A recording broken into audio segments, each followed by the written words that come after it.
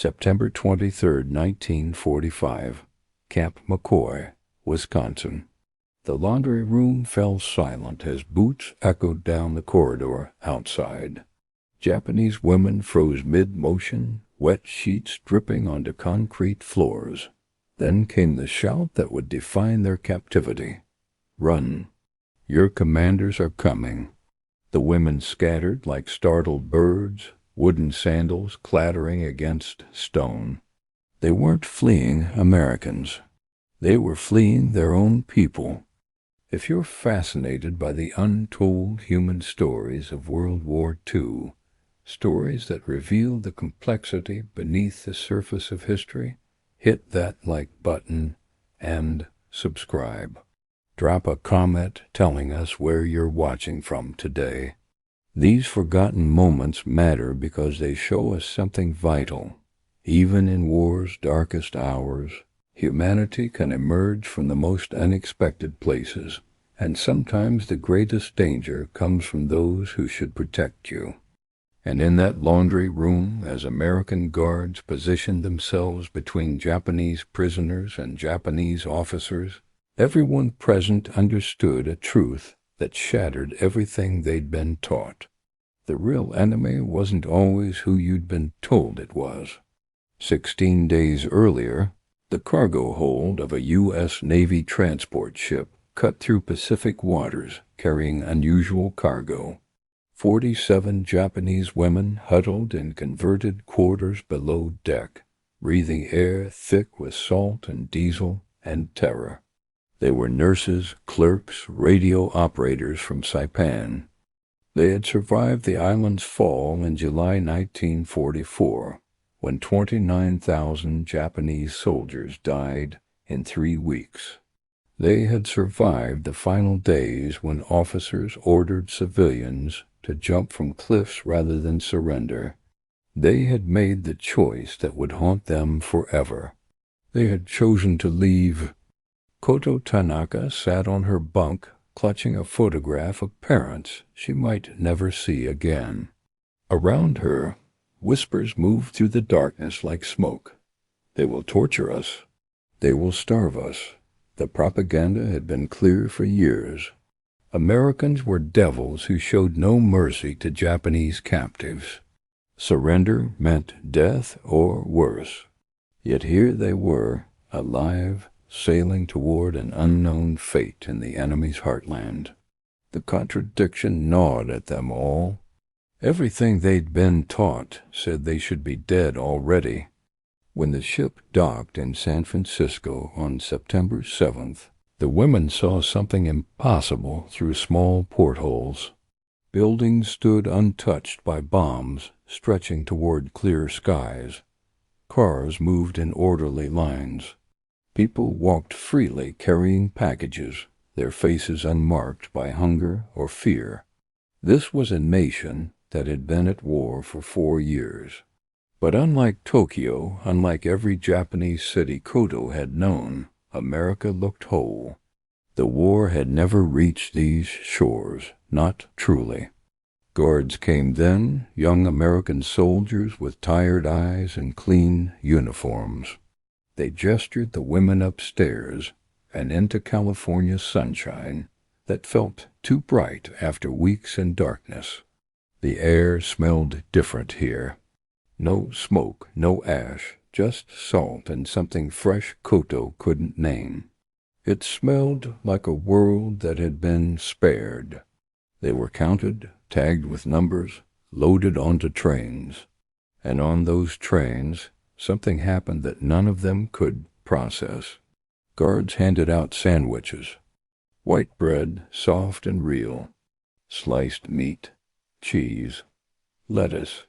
Koto held hers with shaking hands, staring at food she hadn't seen in 2 years on Saipan. They had survived on shrinking rice rations, then wild plants, then whatever could be scavenged. "Is it poisoned?" someone whispered. But it wasn't. And when Koto bit into that sandwich, tasting real bread and real meat, tears came unbidden. She cried over a sandwich, over the simple fact of being fed by the enemy. The cognitive dissonance was almost unbearable. Camp McCoy sprawled across Wisconsin hills, turning gold with early autumn. Barbed wire, guard towers, wooden barracks in neat rows. It looked like a prison because it was a prison, but something felt different.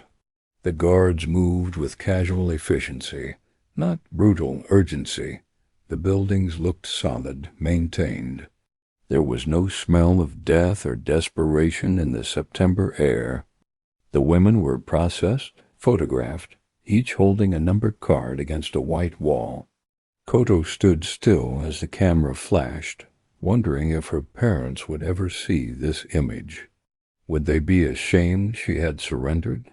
Would they understand she had chosen life when death was the expected path? Then came the showers, and the women's hearts hammered with fear.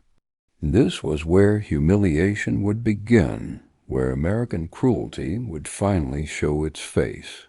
Instead, they were given real soap that smelled faintly of flowers. They were given thick towels. A middle-aged Red Cross worker demonstrated through gestures how to wash, how to dress in clean prison uniforms. Koto stood under hot water, feeling months of grime wash away. Around her, women wept openly. The hot water was almost obscene in its luxury. On Saipan, they had bathed in cold streams, if they bathed at all. The mess hall that first night held long tables, and the overwhelming smell of hot food. Potatoes, vegetables, meat. More food than Koto had seen in one place in years. The women ate in stunned silence, too shocked to speak, too hungry to care about anything except the miracle of a full plate. That night, lying on a real mattress with a real blanket, Koto stared at the ceiling, trying to understand. This was captivity. This was the enemy. She had expected torture and found abundance. She had expected cruelty and found something that looked almost like care. The routine established itself quickly over the following days.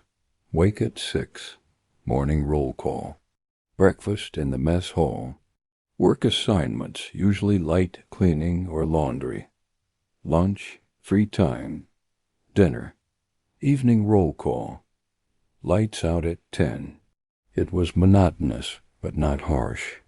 The work was far easier than what they'd done on Saipan. The guards were professional, but not brutal. And most shocking of all, they were paid small amounts of camp scrip that could buy soap, pencils, candy at the canteen. Koto couldn't shake the cognitive dissonance.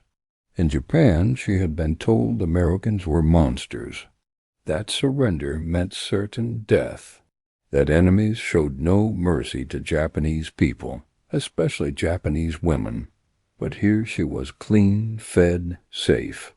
The contradiction gnawed at her constantly, a wound that wouldn't heal. If Americans weren't monsters, what did that make Japan? What did that make the officers who had ordered civilians to jump from cliffs? What did that make her own choices?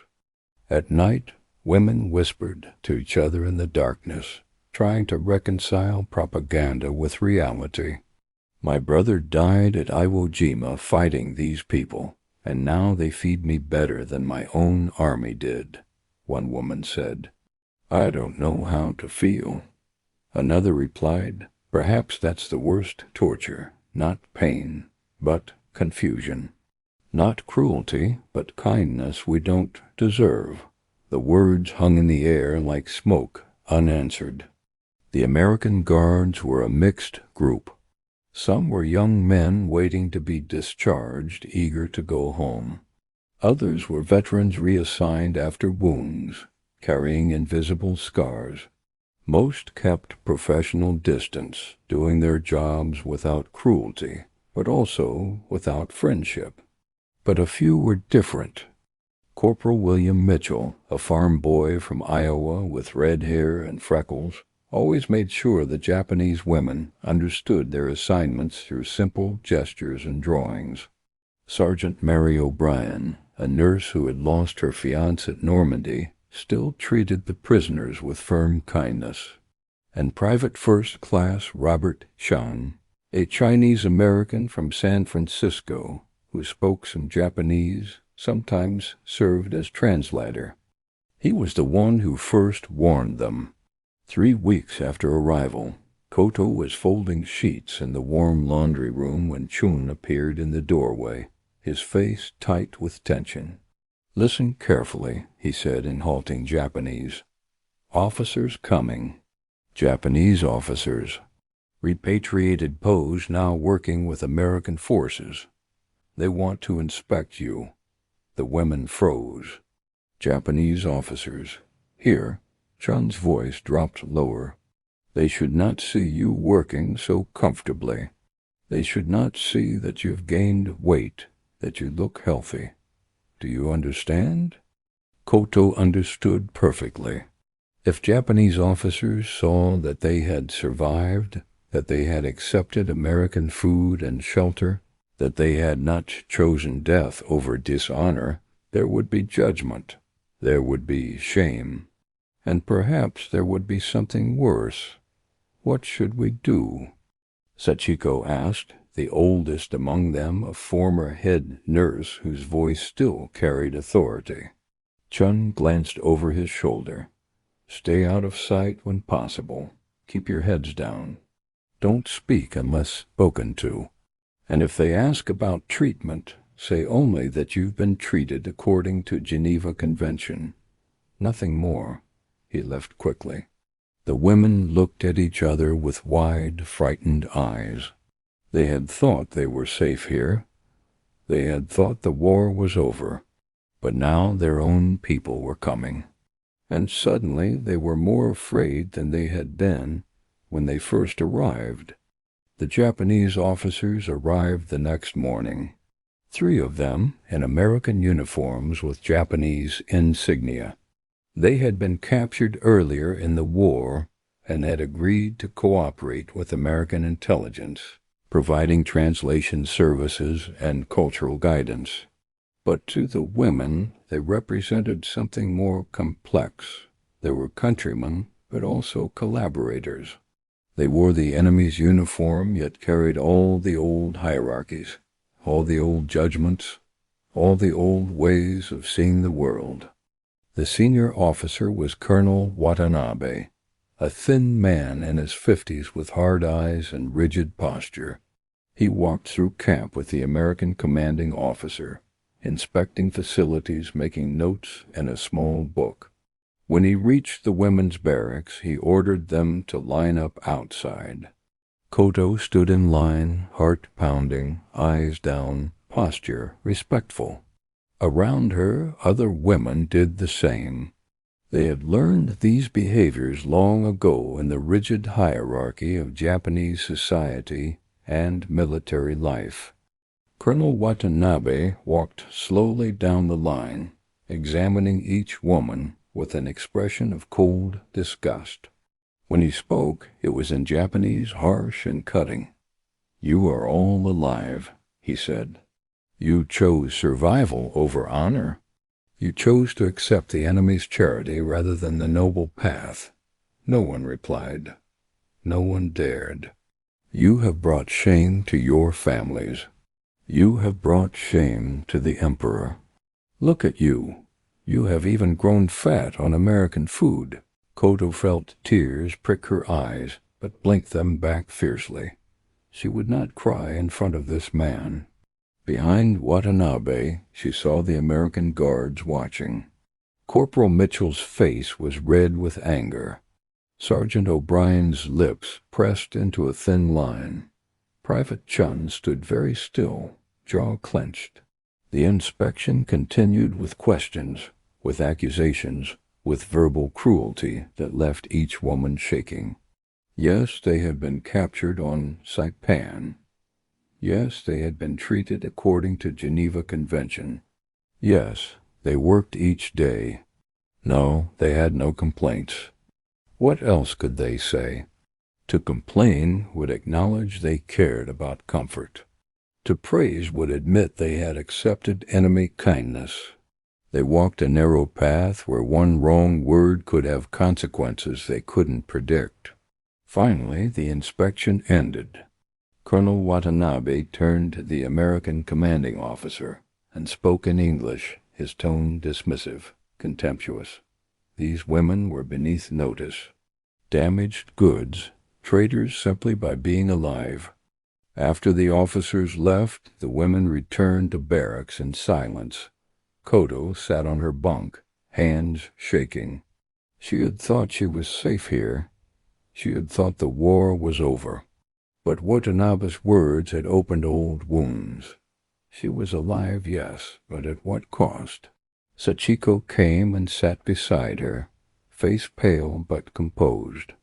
"Don't let him poison your mind," she said softly. "We made the choice to live. That choice has dignity, even if he cannot see it." But Koto whispered, "He's right. We're a liar because we surrendered. We're fed because we accepted enemy charity. We're traitors." Sachiko's voice was firm. "No, we're survivors. There's a difference." After the inspection, something changed in camp. The American guards who had witnessed Watanabe's cruelty became more protective of the Japanese women. It was subtle at first. Corporal Mitchell would linger near work areas when Japanese officers visited. Sergeant O'Brien would find reasons to reassign women to indoor duties when inspections were scheduled. But it was Private Chun who created the warning system. One morning he found Koto in the mess hall after breakfast. He sat across from her, glanced around to ensure privacy, and spoke in quiet Japanese. "The Japanese officers are coming back next week. More of them this time. They want to interview some of you privately." Koto's blood ran cold. "Privately? Why?" Chun's expression darkened. "They say it's for intelligence purposes, to understand conditions on Saipan before capture. But I think there's more to it. I think they want to shame you, to punish you for surviving." Chun leaned forward. "Listen carefully. When Japanese officers enter camp, we'll warn you. We have a signal. If you hear someone shout, run. Your commanders are coming. That means Japanese officers are approaching. Get to your barracks quickly. Make yourselves scarce. Don't be out in the open where they can see you looking comfortable or content." Koto stared at him. "You would do this? Warn us against your own allies?" Chun's face hardened. "They're supposed to be allies, yes. But I saw what that colonel did. I heard what he said. You're prisoners under our protection. That means something to us, even if it means nothing to him." He stood to leave, then paused. "Tell the others. Make sure everyone knows the signal. Softer. I'm sorry. You shouldn't have to hide from your own people. But until the war is truly over, this is the best we can do." The warning came 3 days later. Koto was hanging laundry on a warm September morning, almost forgetting where she was, when Corporal Mitchell shouted, "Run! Your commanders are coming." She froze, then bolted. Around her, women scattered, sandals clattering. Koto pressed herself against a barracks wall, breath shaking, watching 3 Japanese officers survey the abandoned yard with grim satisfaction, as if the women's disappearance confirmed their unworthiness.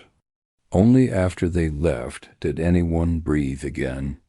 Yuki finally whispered the question none could answer. "Why do we have to hide from our own people?" The warnings became routine.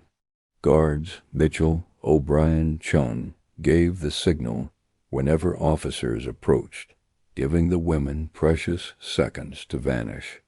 But not every visit could be predicted. One cold October morning, Colonel Watanabe stormed into the mess hall. He swept Koto's tray to the floor, hissing, "You eat like this while our people starve?" Koto trembled until Mitchell stepped between them, joined by O'Brien and Chun, forming an unmovable wall. After a tense stare, Watanabe turned and left. Mitchell knelt beside Koto, replaced her food, and said gently, "Eat. You've done nothing wrong." That afternoon, Mitchell was called to Captain Thompson's office. He stood at attention while Thompson reviewed the incident report. "You understand that Colonel Watanabe is technically our ally?" Thompson said. "He's working with U.S. intelligence." Mitchell's jaw tightened. "Yes, sir." "I understand that." Thompson leaned back in his chair. "Then help me understand why you felt the need to intervene." Mitchell chose his words carefully. "Sir, those women are prisoners under our care. We're responsible for their safety and well-being. What I saw this morning wasn't an intelligence operation. It was abuse. And with respect, sir, I don't think Geneva Convention makes exceptions based on who's doing the abusing."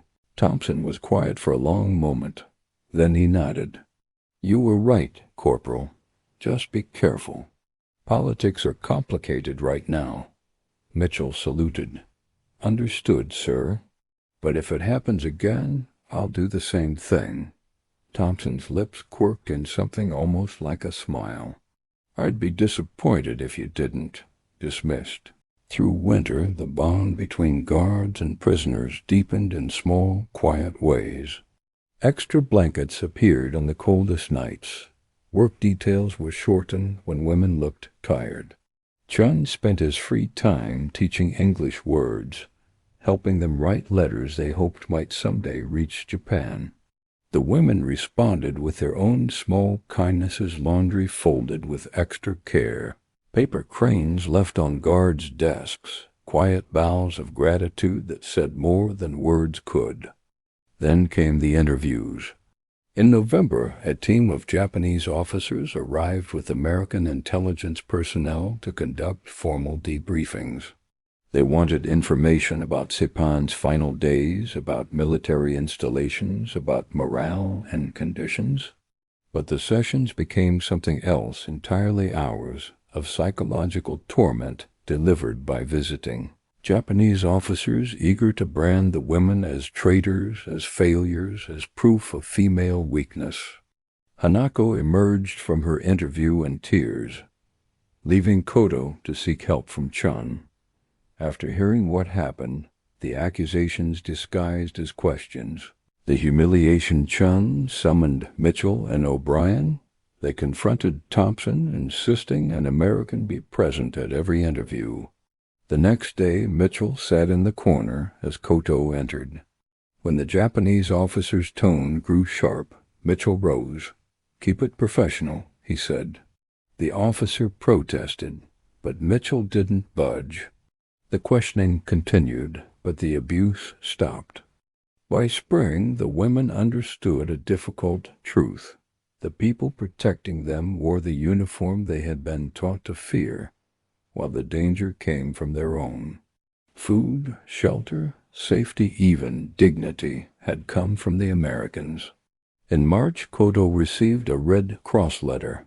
Her mother was alive and gently urged her to return when she could. Hope replaced the shame she'd carried. Repatriation orders arrived in April 1946.